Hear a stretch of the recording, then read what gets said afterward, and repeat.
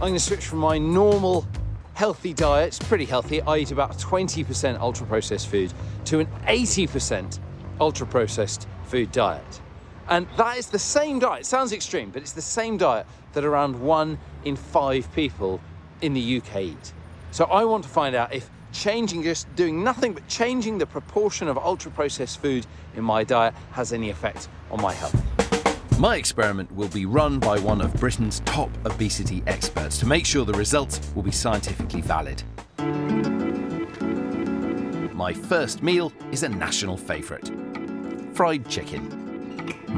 It's the end of the first day.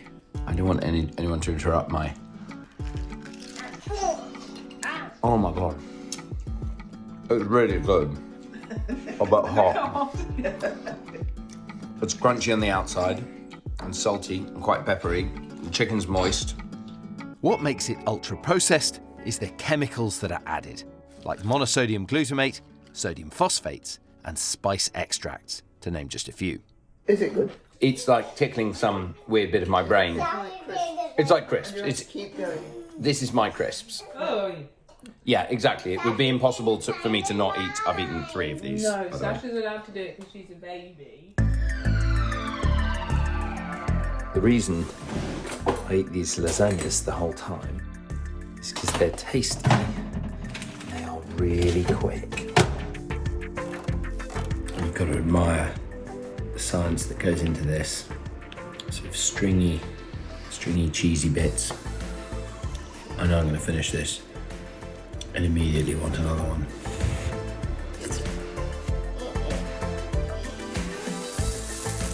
This is all in the name of science.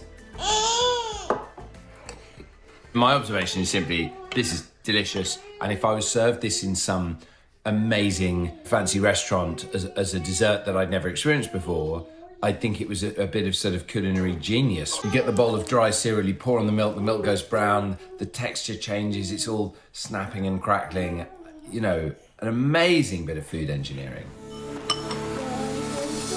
The rules of my experiment are that I eat whenever I feel hungry, which is what I always do.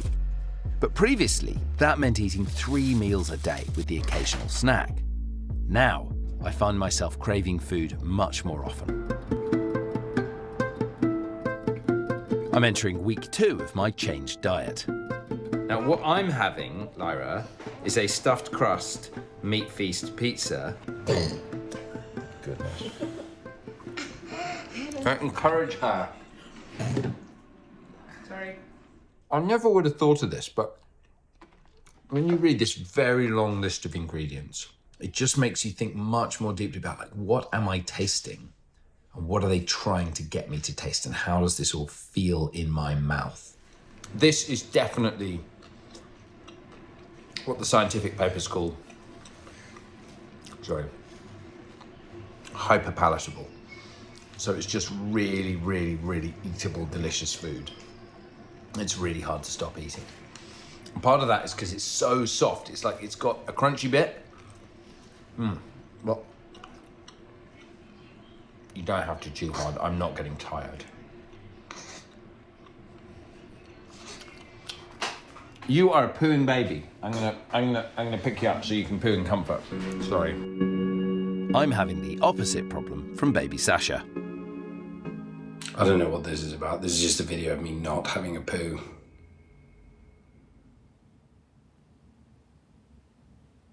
But needing a poo. I'm definitely gonna get piles. And I'm also taking my diet on holiday. I've gone camping. I spent the whole day eating motorway junk and went to bed and my head was swollen in the camper van with the brothers-in-law and the brother. I wonder if I'm going to get physically used to it so I don't wake up every morning feeling hungover because of the salt and the sugar and that, and the fact I haven't done a poo in 48 hours.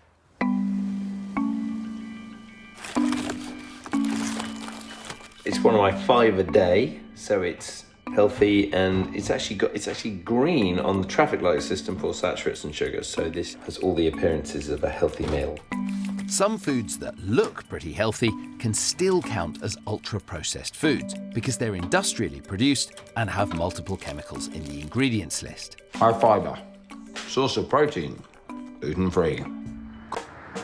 I'm 3 weeks into my 80% ultra-processed food diet to measure how it affects my body. And there's only 7 days to go. Time for some pudding, flavoured with delicious potassium sorbate. You can really taste the potassium sorbate. I'm not enjoying it, but I can't stop. Somewhat like marriage. It's 4 a.m. I've had to come to the kitchen. I can't sleep. I've got heartburn. I've got a headache. I feel like eating more food. It's nice having a cat when you're up at night. Well, let's start with how you were when we started. So Okay. 4 weeks ago. Magnificent. This is- What would you say? A standard man in early middle age? Yeah, that is you after. I have the increasing man Yeah. boob. And also your stomach looks quite... Yeah, Your weight went up by 6.5 kilograms in 4 weeks. that's quite a lot, isn't it? And your body mass index went up by 2 points, which took you into the overweight range. And then the body fat went up by 3 kilos. If the weight gain continued at that rate for 6 months, I would gain 6 stone. Next are my hormone levels.